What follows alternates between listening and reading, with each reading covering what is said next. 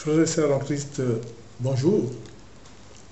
Les messagers du Christ, frère Sari, évangéliste conférencier, la servante Marie Bénie, vous invite donc à suivre cette séance d'évangélisation sur un thème crucial pour le chrétien. Avant toute chose, prions. Dieu éternel tout-puissant, nous te rendons grâce pour ta bonté et pour nous accompagner tous les jours dans ce travail pour le renforcement de la foi chrétienne. Toi qui es seul digne de gloire,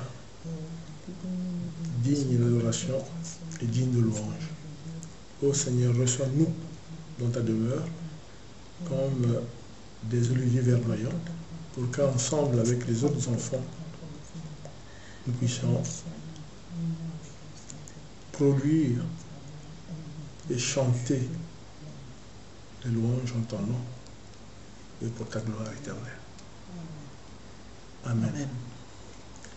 Frères et sœurs en Christ, donc, il s'agit d'un sujet crucial par les temps qui courent, car les messages que nous recevons du Créateur, c'est quand même le fait que le nombre de chrétiens baisse, tel que pour certains services différents États qui font le recensement parlent le nombre de croyants baisse, et nous-mêmes nous voyons aussi un certain nombre de frères et de sœurs en Christ qui quelquefois abandonnent complètement la croyance en Dieu, et donc la foi s'étiole, et c'est pour ça que par l'appel reçu de l'Éternel, nous sommes sur le terrain de la foi, le terrain du renforcement de la foi. Et le sujet d'aujourd'hui, c'est la Bible, socle de la foi chrétienne, et notre parachute pour nous éviter l'écrasement.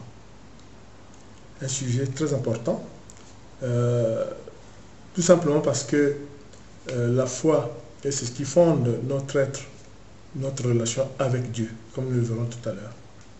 La foi, il faut le souligner, elle a un socle, c'est la Bible, la parole de Dieu, et comme nous le verrons tantôt. De quoi s'agit-il? La foi, on parle de foi, évidemment c'est un fait spirituel, la foi, qui est personnel avant d'être collectif.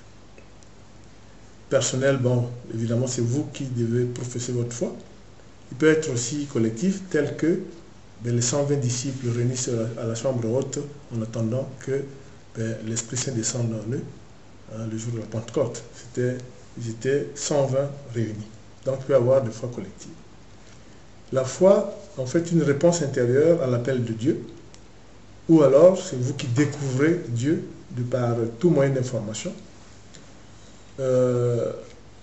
Depuis le péché originel, tel que le rapporte la Genèse, Adam et Ève ayant péché, Dieu a dit, l'homme a maintenant la liberté de croire ou pas croire. Et Dieu de toute bonté ne dit pas qu'il doit sévir contre ceux qui ne croient pas. Il dit tout simplement, vous avez la liberté de professer votre foi. La foi étant entendu l'attachement à l'Éternel, l'attachement en ses œuvres et l'attachement en ses paroles. C'est très important. En fait, c'est par la foi que nous avons que l'homme arrive à percevoir le message de Dieu et à percevoir l'action de Dieu. Ce n'est pas en sortant de votre maison que vous verrez Dieu face à vous. Mais c'est dans la foi que vous verrez ce que Dieu fait pour vous. Et c'est dans la foi que vous recevrez le message de Dieu, quelquefois, pour faire du bien à autrui. C'est très important. Et quelquefois, c'est en lisant la parole de Dieu, par la foi qui vous est transmise, par la foi que vous avez, que vous allez agir ou prendre telle ou telle position. C'est très important. Et c'est par la foi que l'homme comprend et peut interpréter les phénomènes du monde actuel, par la foi. Il y a une pandémie, il y a des catastrophes naturelles, il y a la famine, et par votre foi, frères et sœurs en Christ, vous êtes amenés à prendre telle ou telle position. C'est par la foi. Alors, ce qui est très important, dès le départ, vous avez bien compris qu'il peut y avoir plusieurs types de foi. D'autres peuvent définir la foi par rapport à ce en quoi ils croient. Il y a des gens qui croient en la vertu d'être un bon soldat, qui peuvent croire en la vertu d'être un bon travailleur. C'est aussi légitime, mais là, il s'agit de la foi chrétienne, la foi par rapport à l'œuvre de Dieu, par rapport à l'existence de Dieu, par rapport au royaume de Dieu, par rapport à tout ce qu'il fait pour l'humanité, et par rapport au fait que nous allons voir tout à l'heure, ce qui caractérise la foi du chrétien. Alors, qu'est-ce qui caractérise la foi du chrétien? En 2021, nous ne sommes pas au temps de la Genèse, donc les choses ont évolué. Même Dieu lui-même, à l'époque, il n'y avait pas encore le Messie. Quand on parle de foi, c'est vrai qu'il faut croire en l'existence de Dieu et en ses œuvres. Mais, vu les effets de l'apostasie, vu les effets de Satan caché dans l'ombre qui sape la foi, on l'a étendu, ce concept. Il est vraisemblable que Dieu l'a étendu. Donc c'est croire en Dieu, en l'existence de Dieu, croire qu'il a créé le monde au sens large du terme, hein, les hommes, les animaux, les mers, les océans, les étoiles, le cosmos, etc.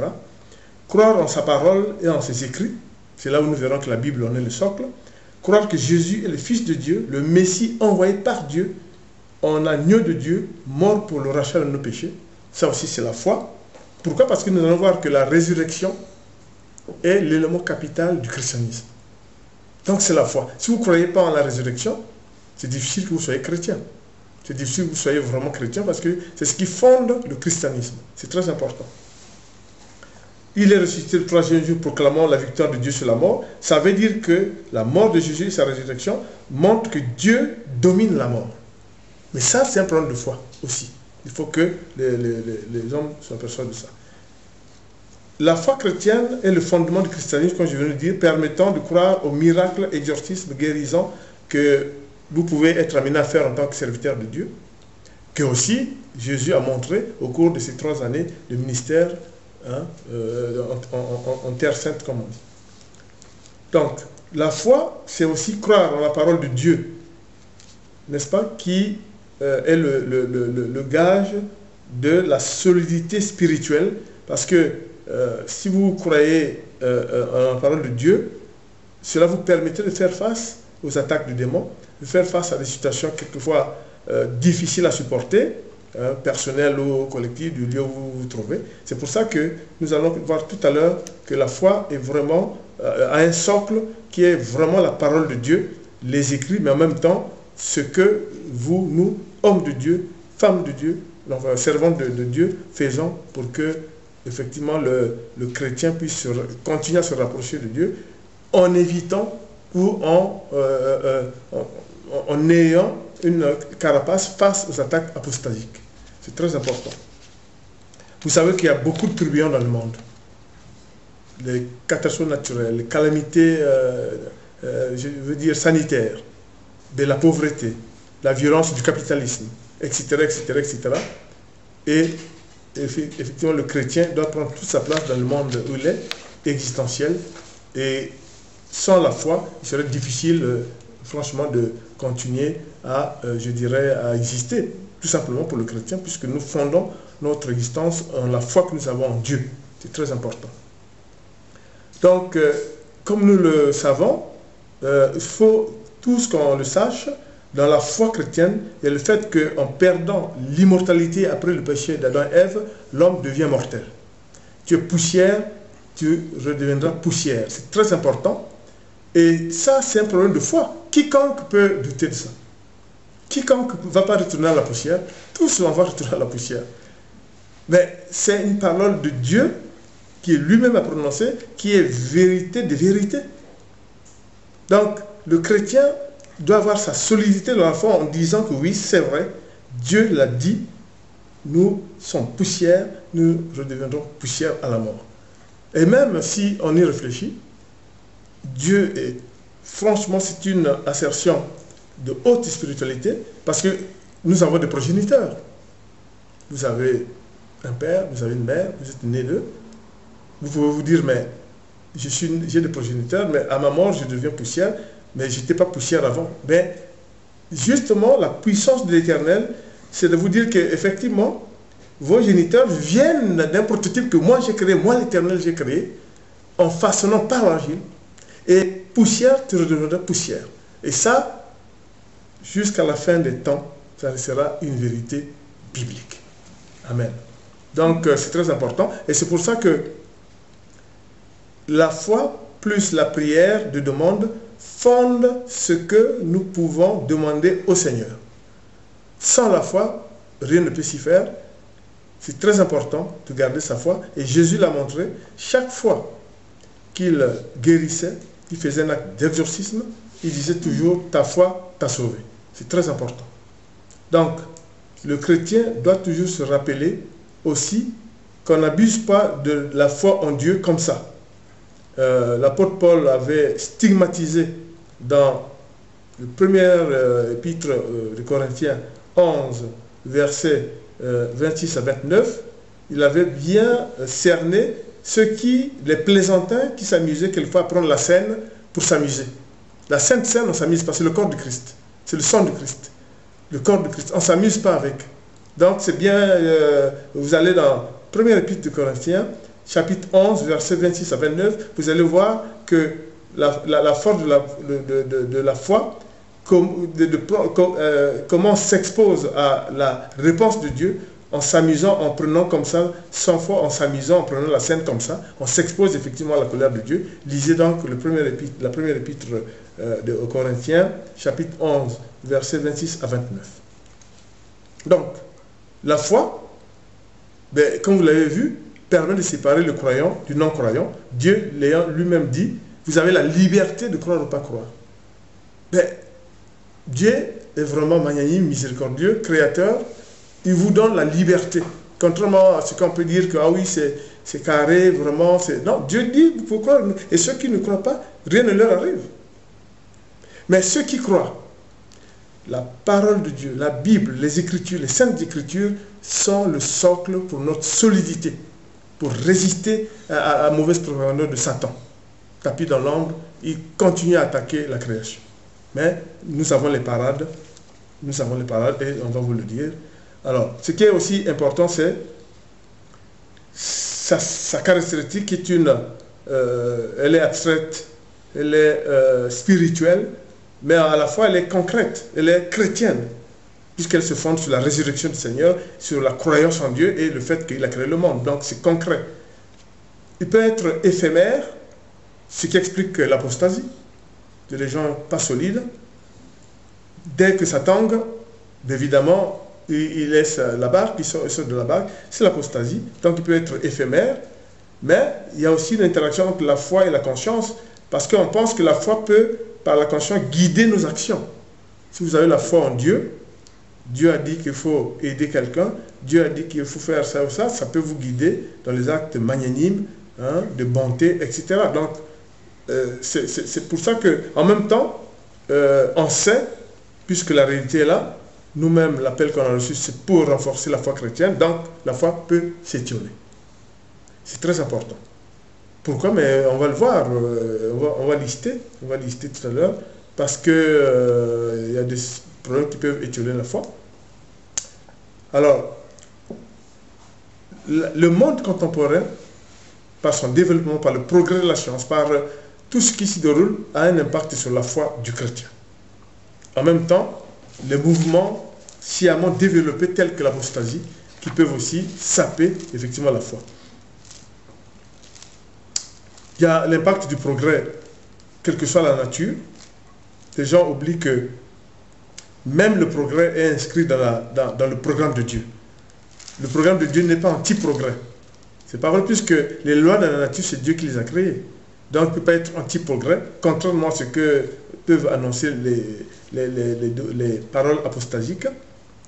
Il y a aussi l'impact des réseaux sociaux et des médias, avec l'expansion d'un fait. Il suffit qu'il y ait un fait, mais ça multiplie par deux, un fait quelquefois qui est mineur, soit un homme de Dieu, par sa pratique néfaste, il est pris en flagrant délit d'une déviation, et c'est vite amplifié, et on met ça sur le titre de l'Église, sur le titre de la foi, donc la foi doit résister. Il y a aussi les calamités naturelles, où quand ça survient, on dit où est Dieu. Mais je vais vous dire que dans les Écritures, là, vous allez voir aussi que Dieu a prévu un enseignement, un fait qui nous annonce qu'effectivement, ce n'est pas étonnant. Quand il y a des calamités, vous vous retournez à où est Dieu, etc. Mais nous allons voir que Dieu a prévu justement un enseignement là-dessus. Vous avez les inégalités sociales, etc. Mais Dieu a dit, tu gagneras ta vie à la sueur de ton front. Donc, il peut y avoir des inégalités qui ne sont pas dues du fait de Dieu, qui peuvent être dues du fait qu'il y a des paresseux, des gens. Mais Dieu a mis les services sociaux. Souvenez-vous de la parabole du bon samaritain. Tu gagneras ta vie à la sueur de ton front, mais en même temps, par la parabole du bon samaritain, Jésus nous montre la vocation sociale de l'Église. Voilà. Mais je ne reviens pas sur cette parabole, mais vous voyez bien qu'un homme inconnu, mais juif, aidé par un samaritain qui était théoriquement leurs ennemis, qui part, qui revient, qui paie la note, alors que passait un prêtre, un lévite, finalement c'est le samaritain qui aide. Voilà, hein. Donc la foi se construit et se consolide, mais il n'est pas à l'abri de telle ou telle chose. Et puis vous avez l'agissement de faux princes de lumière pour saper la foi du chrétien. Et puis nous avons aussi ce qu'on appelle l'absence de discernement. Si on n'a pas assez de sagesse, ah oui, il y a des morts, où est Dieu? Mais ce n'est pas comme ça. Nous allons vous dire que ce n'est pas un problème que où est Dieu. Nous allons vous montrer qu'il y a un enseignement qui montre que c'est trop facile ce que les uns et les autres peuvent être amenés à faire. Mais on a bien compris le logiciel de Satan. La plupart des gens qui sont victimes de l'apostasie, c'est l'œuvre de Satan dans la technique qu'on appelle l'auto-malédiction. Un peu comme il a voulu faire pour Job, hein, l'auto-malédiction, et ça on vous expliquera aussi, c'est un logiciel de Satan. Comment il agit, et on peut penser que c'est l'une des emprises les plus fréquentes de Satan. Voilà, c'est l'auto-malédiction. Mais on va vous expliquer un peu, sans rentrer dans les détails, parce qu'on aura une autre évangélisation sur Satan, faux prince de lumière, et Dieu avec nous dans le combat. On a aussi certaines mauvaises appréciations des frères et sœurs en Christ sur les prières non exaucées, les demandes non exaucées, et très vite, on va sur des conclusions, mais qui sont bêtes, hein, qui sont très bêtes parce que Jésus l'a montré. Je vous donne juste un éclair, juste pour vous donner un avis là-dessus. Ça n'arrive pas qu'à nous. Souvenez-vous que Jésus part d'une rive dans un bateau dans la mer Tibériade, hop, arrive une tempête. Dans la tempête, les disciples paniquent, les apôtres paniquent. Quelle est la première remontrance qu'ils font au Christ? Ils disent, maître, vous continuez à dormir, ne voyez-vous pas que nous sommes en train de sombrer, nous allons nous noyer Donc, Jésus leur dit, mais du calme, vous n'avez pas la foi. Le maître est là, fils de Dieu, Messie envoyé par Dieu, est là avec vous, et vous perdez la foi. Et en plus, comme dirais-je, ils sont des pécheurs. Ils se remplis à la tâche. Donc c'est très important pour dire que la réaction primaire des gens, c'est toujours de dire où est Dieu. Même là, vous avez vu, ah maître, mais vous dormez, vous ne voyez pas que nous allons sombrer. Mais oui, mais attendez, ayez la foi. Donc toujours, on se retourne vers Dieu en l'incriminant, mais Dieu est de toute bonté. Et évidemment, Dieu comprend toutes ces situations où effectivement le désespoir peut prendre le dessus, l'esprit du discernement est perdu. Et même là, dans cet épisode, comme vous l'avez vu, les apôtres qui pourtant étaient de grands pécheurs ont aussi paniqué en disant que Dieu comme si, bon, on verra par la suite l'exégèse biblique de cela qui montre que en fait, mais là c'est pour vous dire que même les disciples disent Dieu, tu dors, mais tu n'as pas vu quoi. Mais oui, mais Dieu, c'est pas lui. Mais vous voyez, ça, c'est l'exégèse biblique qui montre que même à cette... Donc, dès que l'homme est confronté à quelque chose comme ça, il perd sa foi. Il perd tous ses moyens et très vite, il va dans les conclusions. Alors, le renforcement de la foi, la solidité de la foi, sur quoi doit s'appuyer le chrétien? Et nous le disons d'entrée de jeu sur la Bible. La Bible est la base de la foi chrétienne et est pour nous un parachute qui nous évite l'écrasement. Et nous allons voir comment. D'abord parce que la Bible est la parole de Dieu, mais c'est le récit de la vie du peuple de Dieu, même s'il y avait d'autres peuples, bien sûr, très important. Il est un instrument indéniable et base de la foi, parce que, premièrement, écrit sur une durée de 1500 ans, sur 40 auteurs qui ne se connaissaient pas, et sur des parchemins, où on reconnaît effectivement la parole. Et comme nous allons le voir dans le Pentateuque, la loi, les 5 livres du Pentateuque, qui est la foi, la base de la foi chrétienne, c'est écrit de la parole même de Dieu par Moïse. Et nous allons le voir par ce qu'on appelle le socle de la Bible, le prophétisme biblique et les preuves internes de la foi chrétienne dans la Bible. Nous allons vous le montrer. C'est très important. Parce que la foi s'étiole. Le monde croyant diminue. Il faut qu'on se ressaisisse. Voilà. Et il faut qu'on vous donne les bases de la foi, rien d'autre que les Écritures, la Bible. Voilà. Vous savez bien que, évidemment, la Bible, c'est je veux vous dire, c'est écrit en 1500 ans, qu'il y a plusieurs livres en fonction des confessions, selon que vous êtes dans la Torah, selon que vous êtes l'église évangélique, selon que vous êtes chez les protestants, les catholiques, évidemment. Mais la Bible, c'est la parole de Dieu. Quelle qu'en soit la composition, c'est la parole de Dieu. Mon objet, ce n'est pas de dire tel livre est retenu ou pas retenu, non. C'est juste dire que la Bible est le socle et la base de la foi chrétienne. Et c'est pour nous notre parachute pour éviter l'écrasement. Donc, le chrétien doit y recourir pour se ressourcer face aux attaques apostasiques, face aux attaques du diable, et face à la baisse de l'esprit de discernement. C'est très important. Et face aussi à la propagande toxique des gens qui le font à bon escient. Donc, nous allons voir quels sont les points forts. Sur Dieu, qui est le Créateur et notre Père Céleste, comme nous on vous l'a dit, mais la Genèse est là, qui nous confirme que Dieu est esprit. Il n'est pas de nature humaine, mais il est auprès de sa création. Comme disait Sophonie, Dieu danse avec la création dans le Cantique d'Allégresse. Dieu danse avec la création dans le Cantique d'Allégresse, Sophonie, chapitre 3. Voilà, allez lire, vous verrez. Ensuite, Dieu lui-même a dit, faisons l'homme à notre image. Ça veut dire quoi? Corps, âme et esprit. Quand vous redevenez poussière, mais l'esprit ne meurt pas avec la poussière, l'âme reste pour le jugement. Donc, il a créé l'homme à son image, créons l'homme, même au pluriel, selon la Sainte Trinité, créons l'homme à notre image, corps, âme et esprit. Et pour dire aussi que c'est dans le cadre spirituel justement que nous sommes, vous vous souvenez que dans la parabole, quand les apôtres vont demander à Jésus, notamment dans l'histoire de la femme aux 7 maris, ils vont dire, mais à la résurrection, cette femme appartiendra à quel mari? Et vous connaissez la réponse de Jésus. Allez lire Jean, chapitre 4, versets 23-24, que nous serons tous translucides, nous serons tous comme les anges, comme nous serons en esprit. Donc c'est là qui confirme même que vous serez des esprits. Vous ne serez pas en chair, vous serez des esprits. Cela confirme la puissance de Dieu. Créer l'homme en son image, poussière tu reviendras poussière, mais vous avez le corps et l'âme qui sont là. Donc, la Bible confirme l'éternité de Dieu. Dieu est unique. Donc, cela met à part les abominations, met à part l'idolâtrie. L'idolâtrie étant définie, comme vous le savez, idole, ça veut dire que un faux Dieu, pas le Dieu, mais un faux Dieu. Voilà. Tout ce qui peut être représentatif d'un faux Dieu, c'est l'idolâtrie. C'est très important.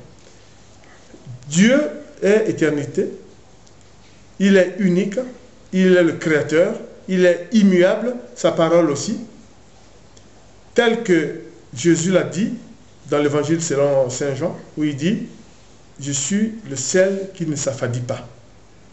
Voilà. Dieu est immuable, Dieu est éternel, Jésus, Fils de Dieu, est le seul qui ne s'affadit pas, donc il ne change pas. Il est Dieu et reste Dieu. C'est très important. Dieu est présent partout, sa puissance est immense. Et ce qui est très important pour la foi des chrétiens, comme partout, c'est la puissance du Verbe. Mais comment Dieu a créé le monde? Il dit que la lumière soit, et que fait la lumière fut. Et concernant l'évangile de Jean, chapitre 1, au commencement était le Verbe, et ensuite quoi? Le Verbe s'est fait chair.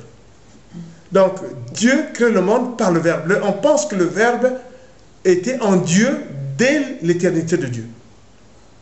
Et la croyance pour le chrétien, c'est de dire que Dieu, par le Verbe, a créé toutes choses. Et il faut se référer dans la Genèse pour voir la puissance de l'Éternel. C'est très important. Dieu est saint et juste dans ses œuvres.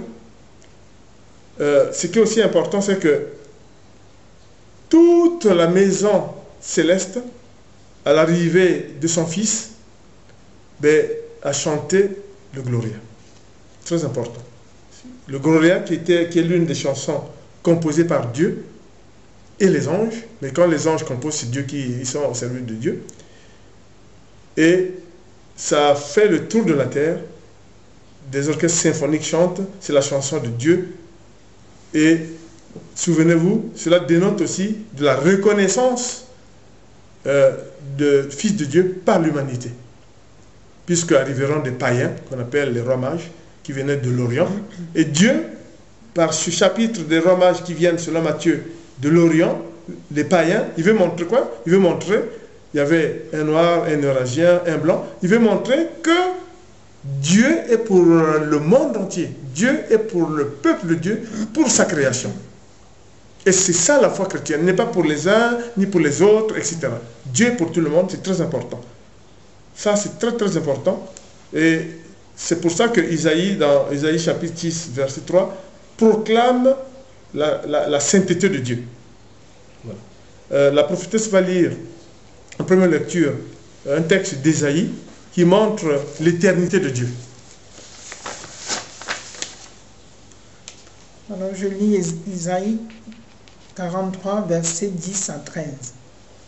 Le Seigneur déclare: mes témoins, c'est vous, mon peuple. Vous êtes le serviteur que moi j'ai choisi. Je veux que vous ayez confiance en moi et que vous connaissiez et compreniez que moi je suis Dieu. Avant moi, il n'y a eu aucun Dieu, et il n'y aura pas après moi. Le Seigneur, c'est moi et moi seul. En dehors de moi, il n'y a pas de sauveur. C'est moi qui apporte le salut, qui annonce et qui le fait connaître. C'est moi et non pas un Dieu étranger qu'on peut trouver chez vous. Le Seigneur déclare encore: vous êtes mes témoins et moi je suis Dieu. Oui, je le suis depuis le commencement, et personne ne peut arracher quelqu'un de ma main. Quand je fais quelque chose, personne ne peut le changer. Amen. Amen. Qu'est-ce que je peux encore faire comme commentaire? Frères et sœurs en Christ, la base de votre foi, c'est la Bible, la parole de Dieu. Regardez, Ésaïe vient de le certifier. Dieu est de toute éternité, Dieu est immuable, Dieu est solide. Il n'y a pas d'autre Dieu. Dieu est unique. Il sera là demain, après-demain et pour toujours. Amen. Ayez votre foi. C'est très important. Et Dieu a l'amour pour la création. Et Moïse et Jésus l'ont rappelé. Dans Luc 10, versets 27 à 28, ils le disent bien. Hein, le premier commandement de Dieu, vous le savez, c'est aimer le Seigneur, notre Créateur. Amen. Amen. Et on a vu que ça, c'est concernant Dieu, là-bas dans les Écritures, mais concernant notre Seigneur Jésus-Christ, le Fils de Dieu. Ben là aussi, il faut savoir que Jésus est le Fils de Dieu, intermédiaire entre l'humanité et Dieu. C'est très important. Jésus est le Fils de Dieu, et il avait tous les pouvoirs que lui donnait son Père, de ressusciter, d'exorciser, de guérir, etc., etc. Dans Luc 7, versets 14 à 15, vous avez tout ce que je viens de dire. Mais Jésus est éternel, il y a l'éternité de Jésus. Il ne fait l'ombre qu'un doute pour la foi chrétienne. Jésus est le Fils de Dieu. Il a été envoyé comme Messie pour sauver le peuple, mais il est de toute éternité. Il est de toute éternité, c'est très important. Et vous pouvez lire ça dans Colossiens, chapitre 1, verset 16, dans Jean, chapitre 5, verset 19. Voilà. Hein, Jésus est de toute éternité. Il ne fait pas les choses par lui-même. Ça, c'est très important. Et justement, je vais vous faire une première lecture. C'est dans Luc 22, versets 69 à 70. Mais à partir de maintenant, le Fils de l'homme va être assis à la droite du Dieu puissant. Alors, tous lui disent: donc, toi, tu es le Fils de Dieu? Jésus leur répond: vous le dites vous-même, je le suis. Alors ils disent, nous n'avons plus besoin de témoins. En effet, nous avons entendu nous-mêmes les paroles de sa bouche. Amen. Donc ça, c'était Jésus devant le tribunal suprême juif, le Sanhédrin, où il leur a dit en face, vis-à-vis, comme ça, Jésus dans les yeux, qu'il était le Fils de Dieu. Et le Fils de Dieu est éternel. Jésus a livré sa vie en mourant sur la croix pour les hommes, en agneau de Dieu, mort pour la rachat du péché. C'est l'amour du Père pour nous en envoyant son Fils. C'est très important. Et c'est là où aussi nous devons faire profil bas, avoir une foi qui accroche. C'est vrai que quelquefois, devant les mésaventures de la vie, le chrétien voit que les choses empirent, il a des êtres chers qui peuvent être malades, lui-même, il a l'impression que les prières ne sont pas exercées. Voilà, il se dit, mais non, voilà, je pense que ma foi s'étiole, je ne crois plus, etc. Mais attention, là, vous avez quand même Dieu, auquel les hommes n'ont rien demandé, mais il envoie son Fils pour mourir pour nous. Donc, c'est pour vous dire que, comme pour l'histoire de la tempête, là, où les apôtres d'invective le Christ, bien sûr, en bon enfant, en disant, ouais, tu vois pas que nous, on chavire, on se noie, mais comme si Jésus était la cause, alors qu'ils sont des pécheurs. Et justement là, quand quelque chose vous arrive, voilà, mais regardez, est-ce que, si nous nous mettons à la place de Dieu, qu'on ne peut pas, bien sûr, juste de façon imaginative, donner son Fils qui va mourir sur la croix en agneau pour racheter les péchés des hommes, c'est aussi facile. Voilà. C'est pour vous dire que c'est très important.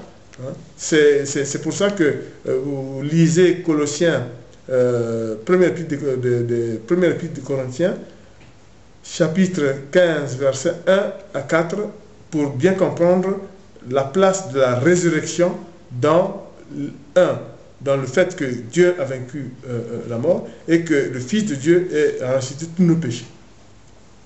Et ce qui est très important, c'est l'annonce de Dieu, hein, aux deux anges qui fondent aussi la foi. Lisez vos Bibles. C'est vrai que pendant le ministère de Jésus, Jésus a dit aux apôtres que je pars, mais je reviendrai. C'est ce qui entraînait un petit peu la fébrilité dans le premier moment de l'Église où on parlait d'eschatologie, c'est-à-dire la venue du Christ. Et les premiers chrétiens ont vécu dans ça. C'est aussi un problème de foi. Quand vous croyez que Dieu va revenir, que Jésus va revenir, c'est bien, c'est que vous croyez en foi, sauf qu'on ne sait pas quand. Mais d'aucuns, par la propagande du diable, se sont dit, oui, mais Jésus a annoncé qu'il va revenir, que voilà, vous saurez, etc. Mais alors, Dieu, justement pour mettre encore un point sur ça, c'est lui-même qui vient nous annoncer. Souvenez-vous, au moment de la transfiguration, qu'est-ce qui arrive? Au moment de la transfiguration, Jésus va être transfiguré, et même au moment de l'ascension, au moment où Jésus va monter au ciel pour rejoindre le Père, qu'est-ce qui va arriver? C'est Dieu lui-même qui vient annoncer. Il dit, il y a deux anges qui apparaissent. Que disent les deux anges aux disciples qui étaient là, qui regardaient le ciel où Jésus disparaissait en rejoignant le Père? Ils disent, tel que vous l'avez vu partir, c'est comme ça qu'il reviendra à droite de Dieu avec l'Esprit Saint dans toute sa gloire pour juger les vivants et les morts. Ça, ce n'est pas juste ce qu'il dit, c'est Dieu l'Éternel par la voix des anges, qui confirme encore la parole biblique, la parole de Dieu. Encore une autre base, un autre socle de la foi chrétienne. Voilà, frères et sœurs en Christ, c'est très important.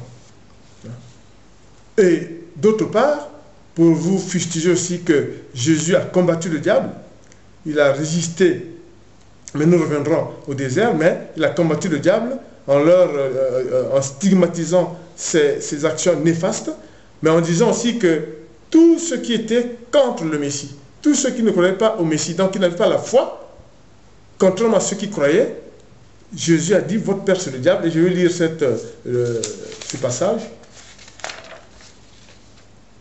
C'est Jean, chapitre 8, verset 43-44. Jésus qui dit, vous ne comprenez pas ce que je dis. Pourquoi?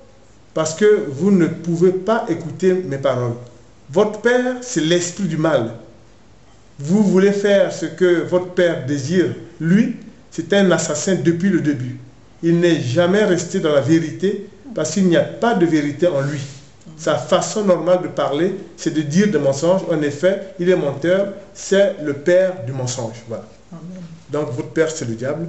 C'est Jésus le fustige et c'est comme ça. Donc, Jésus, c'est aussi un principe de foi que vous retrouvez dans la Bible, a vaincu la mort.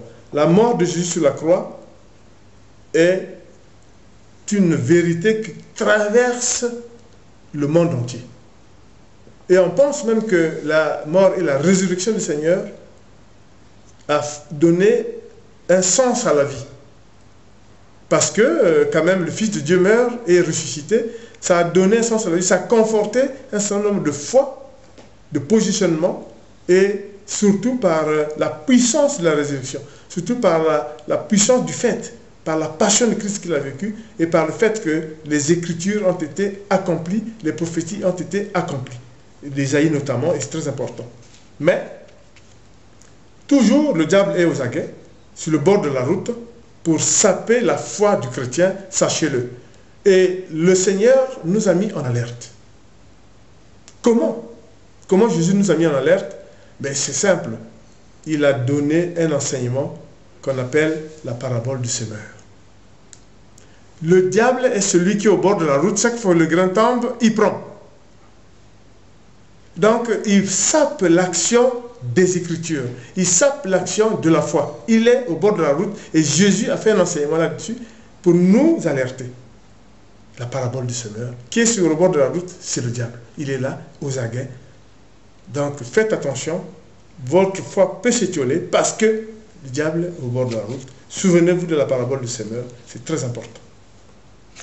Mais, le sort de Satan, il le connaît.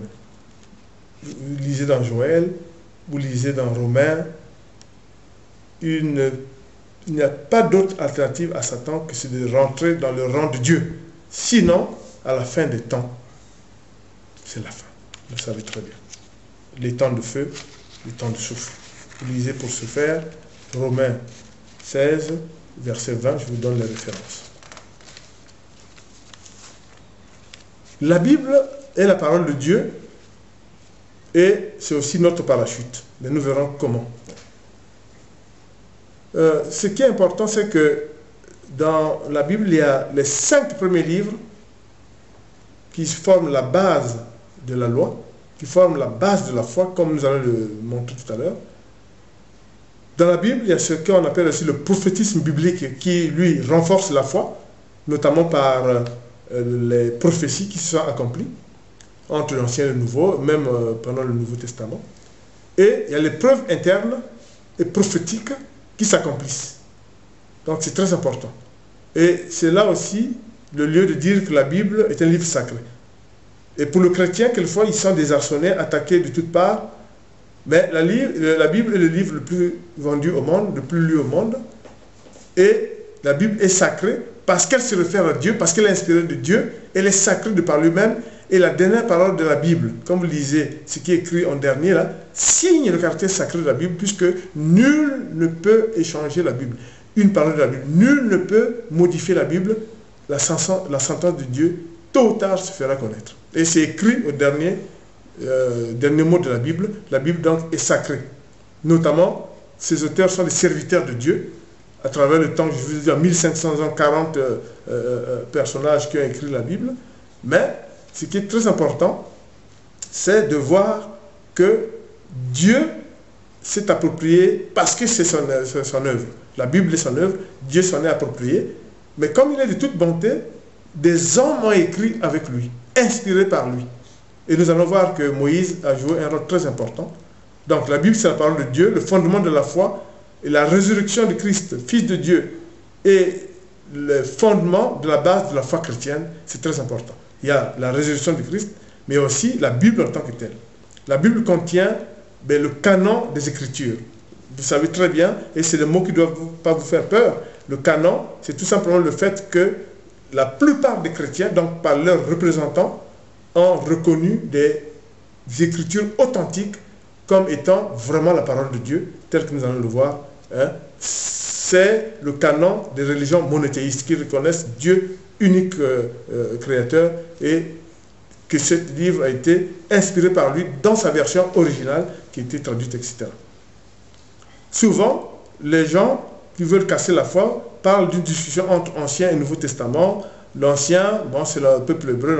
C'est pas comme ça qu'on lit. Moi, ce que j'ai appris, moi, des Écritures, mais dans la formation, c'est pas comme ça qu'on interprète. Quand on dit Ancien Testament, Nouveau Testament, c'est pas parce que quelqu'un est mort et il laisse un testament. C'est pas comme ça.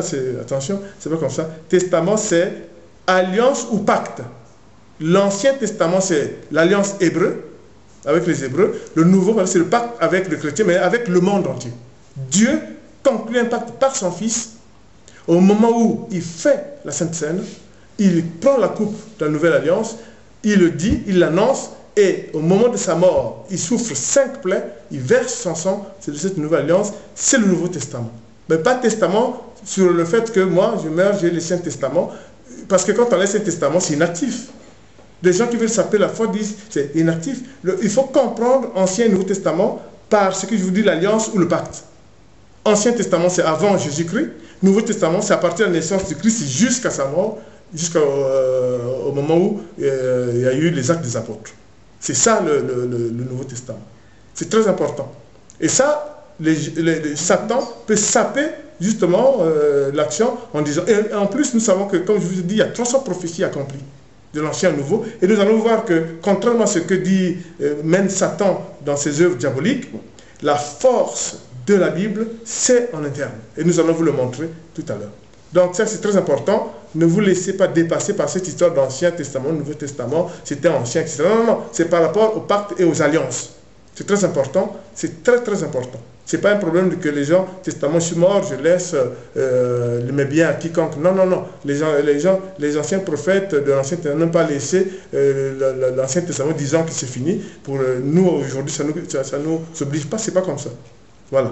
Il faut vraiment faire très attention. Voir testament dans le sens de récit, alliance ou pacte avec les Hébreux pour l'Ancien. Le peuple choisi. C'est Dieu qui l'a choisi. Mais Dieu le dit. Il le choisit pour que ça serve d'exemple aux autres peuples. Comment il agit. Et c'est comme ça que nous façonnons. Et le Nouveau Testament, c'est naissance du Christ à aujourd'hui. C'est très important. Alors, les points constituant le socle de la base, ou la base de la foi chrétienne, du croyant, c'est simple. Dans l'Ancien Testament, c'est la loi et les livres prophétiques. La loi, c'est essentiellement les 5 livres qui sont attribués à Moïse sous inspiration de Dieu. Quand vous lisez justement tous les livres écrits par Moïse, hein, c'est quoi la Genèse, l'Exode, Lévite, Nombre et Deutéronome, on perçoit quelque part, quand Moïse descendait de la colline, il a fait bien dire que Dieu lui disait aussi de noter par écrit. Très important. Et on sait, quand on a retrouvé des écrits de la Genèse, notamment par exemple ce qui a été écrit par Moïse, on sait très bien que c'est Dieu qui a dicté la Genèse. La Genèse est l'œuvre de Dieu.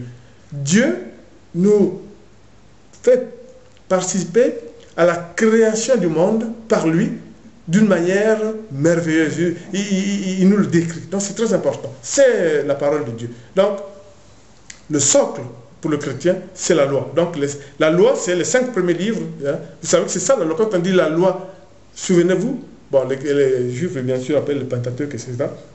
Et disons, c'est les 5 premiers livres écrits par Moïse, pas par quelqu'un d'autre, on le sait, sous inspiration de Dieu. Et on sait que quand il descendait, ce qu'on sait dans ces peuples-là, c'est que Moïse disait très bien que Dieu lui demandait souvent d'écrire. C'est très important. Hein. Donc, souvenez-vous quand, avant qu'il ne descende avec les 10 commandements, mais quand il est resté 40 jours avec Dieu, quand il est descendu, au moment où le peuple s'impatientait, il est descendu avec 300 lois, qui ont en fait permis de décrire tout ce que nous savons, etc. Donc les 5 premiers livres sont le socle de la foi en Dieu. C'est la base de la connaissance pour les croyants. Il y a les alliances perpétuelles de Dieu avec la création. La Genèse n'est pas un livre ou une thèse scientifique, c'est le récit de la création du monde, tout confondu par l'Éternel. De sa parole, il a créé le monde. Et la Genèse est capitale. C'est très important. Écrit par Dieu, par Moïse. Donc, la Genèse révèle l'origine du péché et du malheur qui s'en est suivi. Et pas seulement. Dieu ne dit pas seulement que l'homme a péché, etc., mais il nous montre le voie du salut. Déjà, en pensant effectivement que nous aurons le salut, nous aurons un Messie probablement pour sauver le monde et nous pardonner de nos péchés. C'est la bonté de Dieu. La Genèse est pour nous un livre de foi chrétienne, frères et sœurs en Christ, retenez-la, lutter, résister à l'apostasie. Il est là, la loi, les 5 livres là, c'est la base, c'est Christ, c'est authentique, c'est Dieu. C'est très important. Dans les écrits de la loi, Moïse a eu aussi des traditions orales, c'est ce que je venais de vous dire. C'est ce qu'on appelle les preuves internes. Des traditions, les preuves internes, confirmées aussi par Jésus 1400 ans après. Voilà. Et Jésus, même quand il y a eu la femme adultère, là, qui est celui que les gens poursuivaient, il a bien dit aux gens qui poursuivaient, Moïse a écrit, donc Jésus sait, en tant que Dieu, en tant que fils de Dieu, Moïse a écrit, donc il sait que Moïse a écrit. C'est très important. Et même dans l'évangile selon Saint Luc, il le dit aussi. Donc c'est pour ça que je vais lire. Je vais faire une 3e lecture, effectivement, pour vous montrer qu'effectivement c'est Luc, chapitre 24, verset 27. Jésus leur explique que les livres saints disent à son sujet. Il commence par les livres de Moïse. Ensuite, il continue sur tous les livres des autres prophètes. C'est très important. Amen. C'est très, très important. Voilà. Et dans ce que nous appelons les preuves internes de la foi chrétienne, c'est lors de la transfiguration. Je reviens encore sur la transfiguration. Jésus s'élève, devient translucide, s'élève et envoie apparaître Élie et Moïse. 1400 ans, ils étaient morts 1400 ans avant Jésus. Mais ils apparaissent là, tels que nous le décrivent les évangélistes. Ça, c'est très important. Et la prophétesse va nous lire une 2e lecture de Luc, l'évangile de Luc. Je lis la parole de Dieu, Luc 9, versets 29 à 33.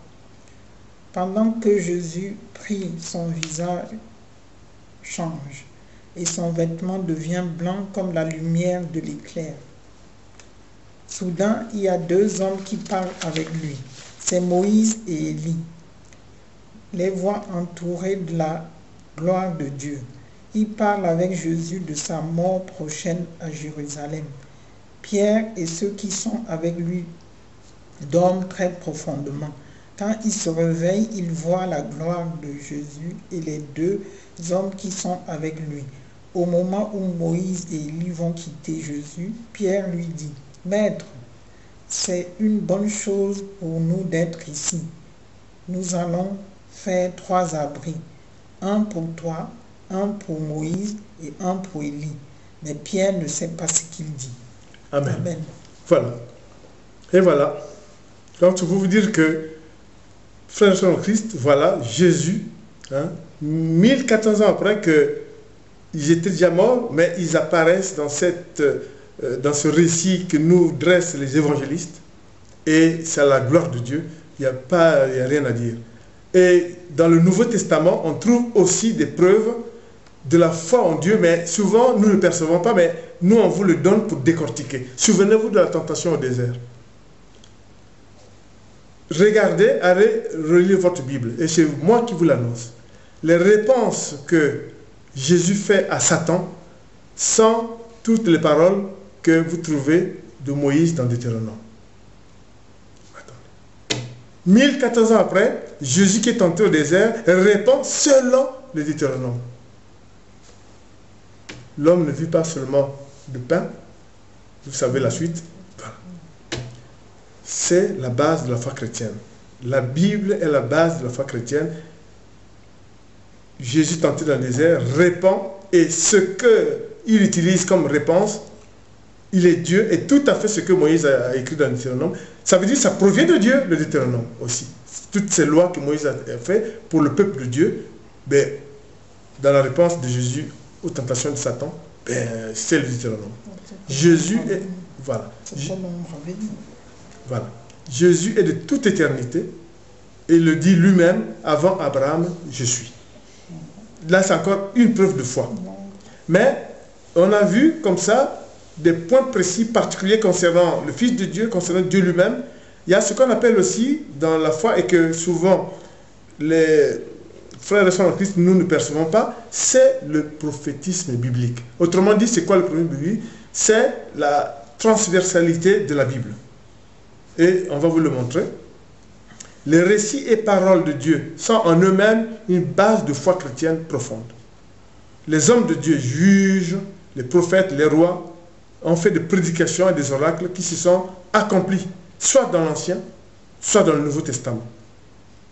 On ne pourrait pas citer, je vous ai dit qu'il y a 300 prophéties accomplies. Un jour, on fera une, c'est pas dans le programme, mais on fera peut-être 3 évangélisations sur les prophéties accomplies. Vous verrez que, vous direz, c'est merveilleux, les actions de Dieu. Mais je prends juste Jérémie. Jérémie est celui qui, dans la Lamentation, mais a prédit la destruction et l'attaque contre Jérusalem. Et c'est le premier dans ces oracles où Dieu dit, effectivement, il y aura ça, mais parce que les hommes auront délaissé Dieu, et c'est ce qui est arrivé. À Jérusalem, on délaissé Dieu, et quand l'attaque est arrivée, évidemment, Dieu, bon, il n'est pas sur le terrain, l'attaque est arrivée, les gens commencent à se plaindre, et ils venaient vers Dieu. Et c'est là où Jérémie dit, Dieu ouvre ses bras à qui sait revenir vers lui. Et souvenez-vous de cette parole, Jésus, 1000 ans après, va nous faire la parabole de, c'est simple, il va nous faire la parabole de l'enfant prodigue. Qui fait l'enfant prodigue? Il gaspille son argent, il gaspille ce qui lui revient, mais il revient vers son Père, à l'instar de ce que Jérémie a dit, que Dieu sait accueillir ceux qui reviennent à lui. Comme l'enseignement de Jésus, plus de 1000 ans après Jérémie. 1000 ans, disons, Jérémie, c'est à peu près autour de 700 ans à peu près. Donc, c'est pour vous dire que le prophétisme biblique est aussi la base de la foi, en ce sens que l'accomplissement des prophéties, l'accomplissement de certains oracles que Dieu dit, méfiez-vous, etc., s'accomplissent. Ésaïe, dans son chapitre, le chant du serviteur. Quel chapitre d'Ésaïe? Riche. Mais Ésaïe annonce la venue du Messie, Fils de Dieu sur terre, et cela a été accompli. Mais le prophète dit ça, la foi chrétienne est basée sur des faits qui se sont réellement accomplis. C'est très important, résister à l'apostasie, résister à la technique de Satan pour saper le moral, saper la foi chrétienne, et une solidité de la foi. Les prophéties de Joël, chapitre 3, verset 12. Il annonce la Pentecôte. Il dit bien que du ciel s'ouvre une passerelle par où descend les langues de feu. Mais c'est la Pentecôte. Mais Joël, c'est bien avant Jésus. Frères et sœurs en Christ, c'est très important. La Bible est le socle de la foi chrétienne. Joël 3, verset 12, et l'Acte de l'Apôtre 2, verset 17 à 18. Vous voyez que l'un annonce, l'autre montre l'accomplissement. Que Dieu soit loué, que éternel est sa puissance. La résurrection de Christ est la base de la foi chrétienne et du christianisme d'après Paul. Et il a raison. Pourquoi Paul le dit? Parce que les chrétiens ont été aussi attaqués, la foi a été aussi attaquée sur la résurrection. Mais les points singuliers de la force de Dieu, c'est que Jésus apparaît à ceux qui l'ont vu avant sa mort. Ça, il n'y a pas match. Les linges et le linceul qui enveloppaient son cadavre, le cadavre de Christ, sont retrouvés rangés, soigneux et vidés de son corps. Et c'est Pierre et Paul qui les emportent chez eux. La résurrection n'est pas un fait scientifique, nous le savons, c'est un acte de foi. Il relève de la foi. C'est très important puisque c'est un mystère. Comme la venue du Christ, le Christ est né par l'incarnation, par la Vierge, mais pas par une autre femme. Personne ne peut le démontrer aujourd'hui. Tout le monde reconnaît que Jésus existait, tout le monde reconnaît que Jésus était le Messie, tout le monde sait que Jésus qui est en Terre Sainte. Il était jugé, il était crucifié par les Romains, dans leur registre ça existe. Mais il était né comment? par le mystère d'incarnation. Il était mis sur la croix par qui? Par les Romains. Mais trahi par les Juifs, par un Juif, Judas Iscariote. Mais il est ressuscité de mort, et comme je vous le disais, la base du christianisme, c'est la résurrection du Fils de Dieu. Donc, la résurrection est un mystère, sa véracité étant basée sur, bien sûr, les lettres retrouvées, les personnes ayant vu Jésus avant, etc. Et vous connaissez l'histoire de Thomas. Si on peut dire que oui, Thomas a douté parce que quand le Christ est apparu, il n'était pas là. Quand on lui a dit, il dit, tant que je ne vois pas, je ne crois pas. Bon, après Jésus lui a dit, heureux celui qui croit sans avoir vu. Mais au moins, même en disant ça, c'est la base de la foi chrétienne. Ça veut dire quoi? Que bien sûr qu'il a bien revu Jésus, et c'est très important, il était ressuscité de la mort. C'est très important. C'est pour ça que nous disons que la Bible est le socle et le parachute qui nous permet effectivement de nous en sortir. La foi chrétienne permet aussi, peut aussi être entretenue par les serviteurs de Dieu. Mais souvent, on se heurte à qui est serviteur de Dieu, qui ne l'est pas dans ces temps modernes. Mais bien sûr qu'à l'époque, il y avait les consécrations, mais aujourd'hui, il y a les appels que chacun peut vivre, recevoir, et par l'Esprit Saint, Dieu fait toujours en sorte que ça soit rendu public. Et son Fils lui-même, comme vous le savez, a eu l'onction de Dieu, puisque Jésus, notre Seigneur, qui est pourtant notre Messie, a été confirmé avant son ministère, notamment au moment où il va lire le parchemin d'Isaïe, par le fait qu'il a eu l'onction de l'Esprit, et pourtant il est Dieu. C'est la quatrième lecture que je veux faire. Luc 4, versets 17 à 19. On lui donne le livre du prophète Ésaïe. Jésus ouvre le livre et trouve le passage suivant. L'Esprit du Seigneur est sur moi. Oui, il m'a choisi pour apporter la bonne nouvelle aux pauvres. Il m'a envoyé pour annoncer aux prisonniers, vous êtes libres. Et aux aveugles, vous verrez clair de nouveau. Il m'a envoyé pour libérer ceux qui ne peuvent pas se défendre, pour annoncer, c'est l'année où vous verrez la bonté du Seigneur. Amen. Donc, c'est pour vous dire que même Jésus lui-même a eu l'onction de l'Esprit. C'est pour ça que les appelés de Dieu, vous avez l'onction de l'Esprit. Servez-vous de ça pour approfondir la foi du chrétien. Parce que vous êtes le relais de nos prédécesseurs, les anciens prophètes, tous les autres hommes de Dieu qui ont servi le Seigneur. Vous êtes le relais, vous n'êtes pas des moindres, vous avez l'onction de l'Esprit, vous avez ce qu'on appelle l'appel. Qui que vous soyez, continuez l'œuvre pour renforcer la foi chrétienne et pour lutter contre les dérives de Satan.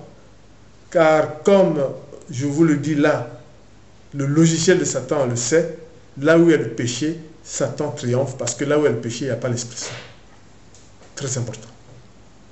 Rappelez-vous de ça, le logiciel de Satan, Dieu nous l'a fait connaître. Là où il y a le péché, Satan est à la manœuvre. Parce que là où il y a le péché, l'Esprit Saint n'est pas là. Et Satan en profite. Faux prophètes de lumière, des ministres qu'on appelle les démons, qui sont à l'œuvre. Tel n'est pas le motif de l'évangélisation, mais c'est vous dire que votre foi doit être intègre. Les serviteurs de Dieu, vous devez prendre le relais de nos prédécesseurs et faire le travail sur le terrain de consolidation de la foi.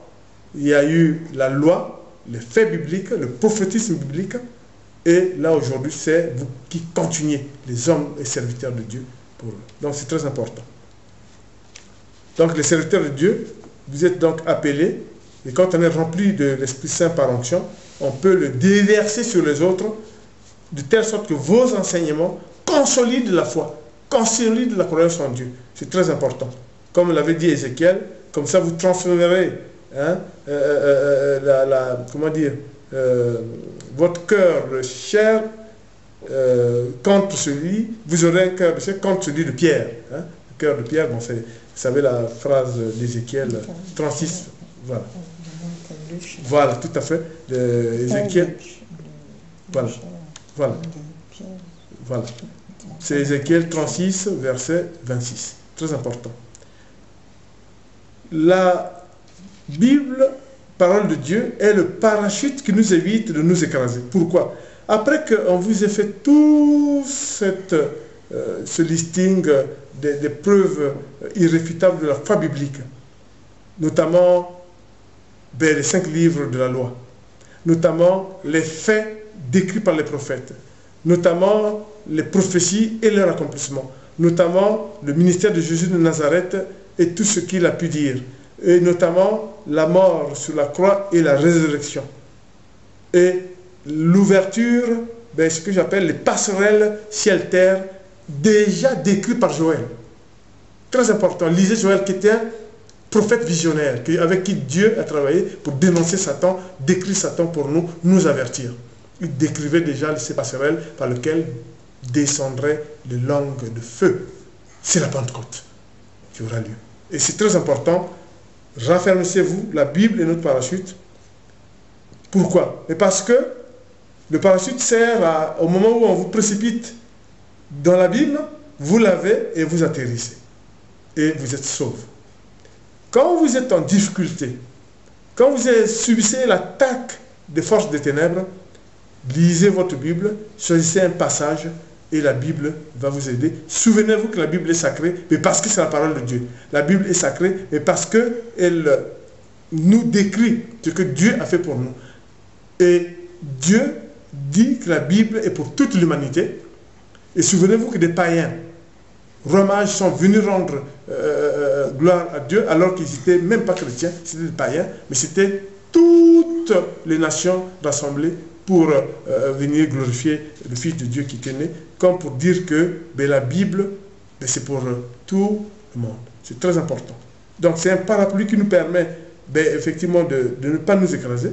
On a vu aussi des miracles avec la Bible. On a vu par exemple des journalistes qui étaient vraiment apostasiques, ayant lu par exemple le passage je peux dire de la mort et la résurrection du Seigneur, se convertir. Se convertir. Des gens, des personnes qui ont lu la Bible selon même la Genèse, se convertir. Très important.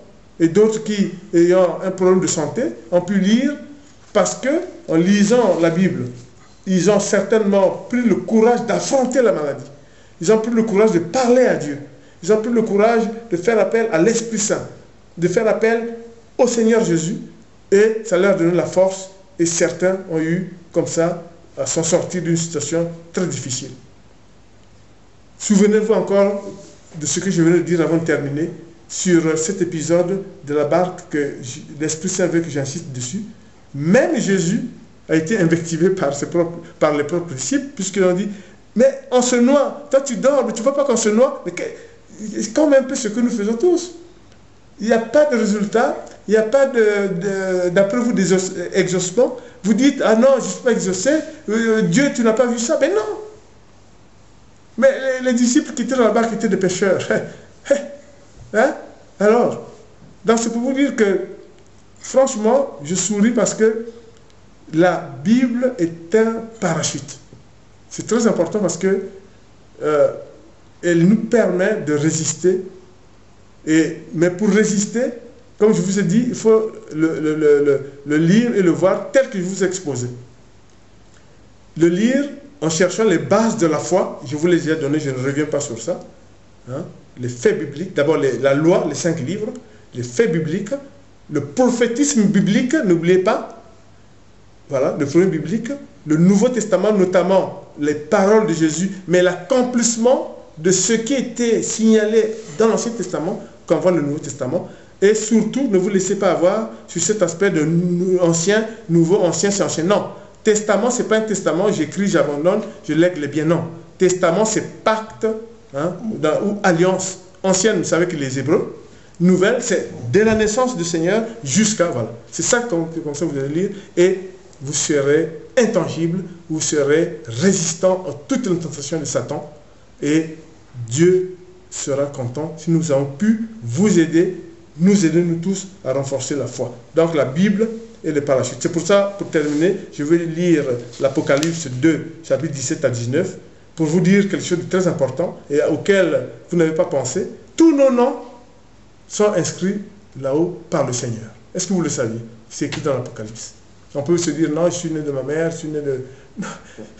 Tous nos noms sont inscrits. Je vous lis la parole de Dieu. Apocalypse 2, chapitre 17 à 19. Celui qui a des oreilles, qu'il écoute ce que l'Esprit Saint dit aux églises. Au vainqueur, je donnerai de la manne cachée. Je donnerai à chacun un caillou blanc, et sur ce caillou, un nom nouveau sera inscrit. Personne ne connaît ce nom, sauf celui qui le reçoit. Amen. Amen. La Bible est le socle de la foi du chrétien, la foi en Dieu, qui doit être solide et inébranlable, comme l'est lui-même la Bible. Comme l'est elle-même la Bible. La foi indestructible. Frères et sœurs en Christ, ayez confiance. Servez-vous de Bible dans les milieux difficiles. Béni soit l'Éternel de nous avoir accompagnés au cours de cette évangélisation sur la Bible, parole de Dieu, et socle de notre foi, et par la suite qui nous permet et qui nous évite l'écrasement. Amen. Amen.